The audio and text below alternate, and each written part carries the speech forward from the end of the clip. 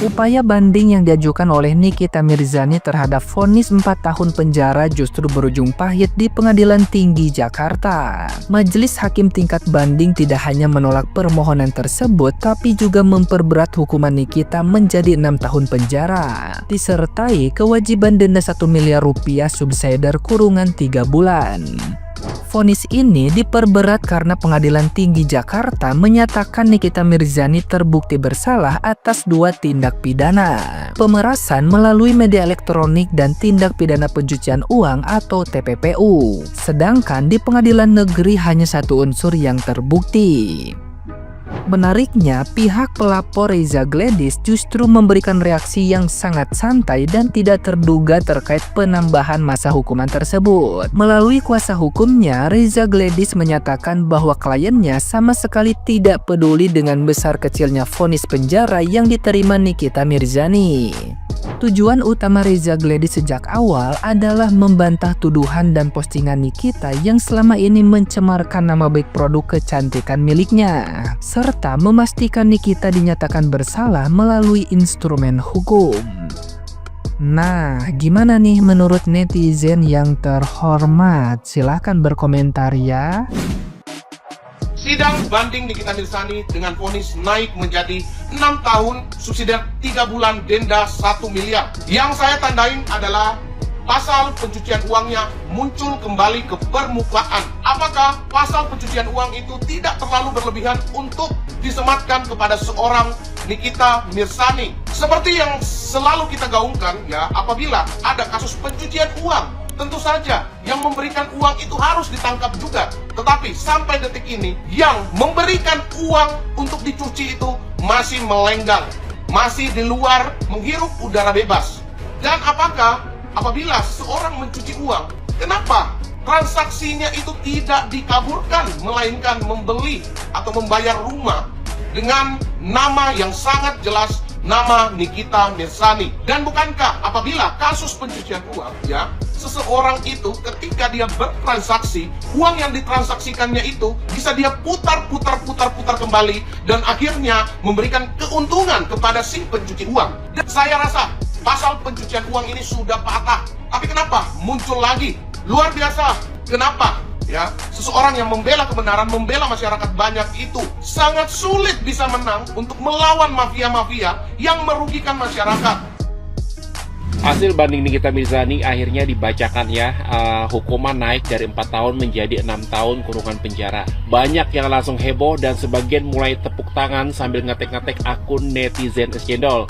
Santai dulu, sahabat Cendol, mari kita bahas pakai kepala dingin. Jadi begini, sahabat Cendol, ketika sebuah putusan dinaikkan di tingkat banding ya, itu bukan soal suka atau tidak suka pada seseorang ya, itu murni soal pertimbangan hukum. Dan sebagai orang yang sering banget ya membedah kasus Nikita Mirzani ya, tugas netizen Cendol itu tidak membela membabi buta ya, tetapi menjaga supaya kita tetap paham realita hukumnya. Jadi gini, kenaikan hukuman itu dia tidak otomatis ya berarti semua unsur terbukti sempurna. Justru ini membuka ruang diskusi lebih dalam ya. Apakah seluruh unsur pasal sudah dipertimbangkan secara proporsional? Apakah ancaman yang dinilai menghilangkan kredibilitas sudah tepat secara objek maupun konteks? Dan apakah konsep paksaan serta alat bukti rekaman diam-diam ya sudah diuji dengan benar? Nah, itulah yang bisa dibawa nanti ke tahap kasasi ya. Jadi kita jangan buru-buru menari di atas putusan banding ya, karena proses hukumnya belum selesai cuy. Yang penting kita tetap objektif ya, mendukung fakta bukan figur. Dan kalau ada yang nyenggol netizen Cendol karena bahasannya ya, ya sudah, mungkin mereka perlu konten edukasi tambahan. Kembali menanggapi ya proses sidang banding JP2, di mana dari vonis 4 tahun denda 1M menjadi 6 tahun 3 bulan. Jadi kenaikan sudah saya katakan dari awal bahwa ada kekhawatiran Balsahar di dalam banding. Jadi terpaksa harus lanjut ke kasasi, TK, peninjauan kembali ya. Jadi itulah yang terjadi sidang di Pengadilan Tinggi, bahwa terjadi sebuah perubahan, bukan turut, bukan tetap, bukan bebas, tetapi bertambah 2 tahun dari 4 tahun. Jadi 6 bulan, 6 tahun 3 bulan jadinya Nikita Mirzani. Jadi hikmah daripada semua ini, semoga kasasi peninjauan kembali sebagaimana apa yang saya katakan dari awal pasti sampai kepada peninjauan kembali yang di dalam kasus pidana ini.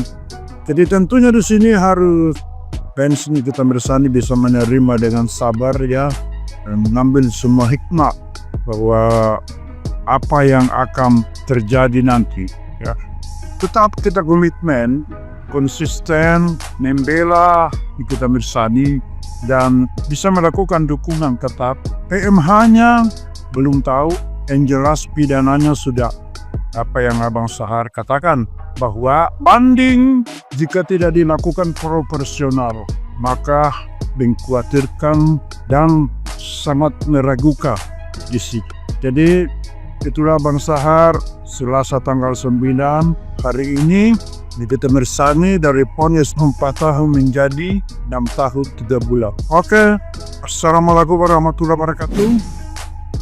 Nikita Mirzani, ya, di mana yang terbaru itu banding Nikita itu ditolak. Ya, bandingnya ditolak. Yang awalnya hukuman Nikita itu 4 tahun, sekarang menjadi 6 tahun. Jadi bertambah 2 tahun gitu loh.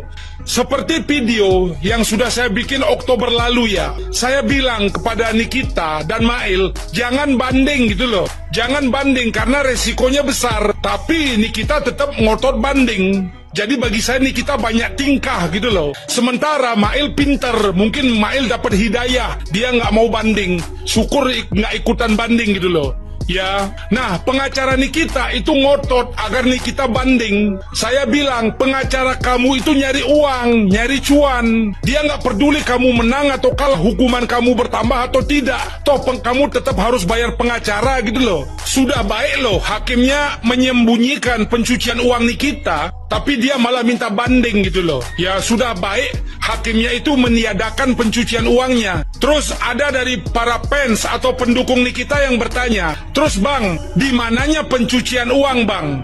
TPPU-nya. Begini ya, apa itu TPPU pencucian uang? Itu adalah di mana uang yang berasal dari kejahatan. Dalam hal ini berasal dari pemerasan. Ya, uang itu tidak dimasukkan ke rekening Nikita langsung gitu loh. Jadi ketika polisi memeriksa rekeningnya, uang dari Reza Gladys tidak ada gitu loh. Jadi rekening Nikita bersih. Kalau dicek oleh polisi rekening dia bersih. Kenapa bisa bersih? Karena uang pemerasan dari Reza Gladys itu langsung dioper, dibayarkan ke perumahannya dia, dibayarkan cicilan rumah dia gitu loh. Jadi urusannya hanya Reza Gladys dengan yang orang yang dia cicili rumah itu. Langsung ke sana, tidak singgah dulu di rekeningnya Nikita Mirzani gitu loh. Ya, kalau misalnya orang normal bekerja dengan Reza Gladys, dia dapat gaji dari Reza Gladys, pasti dimasukkan ke rekening dia, ke rekening Nikita. Setelah masuk ke rekening Nikita, barulah dibayarkan cicilan rumah. Tapi ini enggak, dari uang Reza Gladys langsung ditransfer ke pembayaran cicilan rumah. Jadi rekeningnya Nikita kelihatan bersih. Disitulah yang namanya TPPU pencucian uang. Begitupun waktu dengan Sela Saukia, tiba-tiba pembantunya dibikinin rekening, dibuatin rekening. Kemudian Sela Saukia transfer uang ke pembantunya Nikita 100 juta, alasan amal. Dan saya yakin bahwa itu juga digunakan oleh Nikita, uang 100 juta itu. Masa amal 100 juta langsung ke pembantunya, dan uang itu tidak masuk ke rekening Nikita yang dikasih Sela Saukia itu, tapi masuk ke rekening pembantunya. Jadi rekening Nikita Mirzani bersih. Jadi tidak kelihatan kalau dicek oleh polisi aliran dananya ke rekening Nikita. Itulah yang disebut bagi saya itu TPPU pencucian uang. Jadi hakim sebelumnya itu sudah baik meniadakan itu, dikasih uang hukuman 4 tahun. Sekarang banyak tingkah, jadinya diadakan 6 tahun gitu loh. Ya, itu aja. Terima kasih.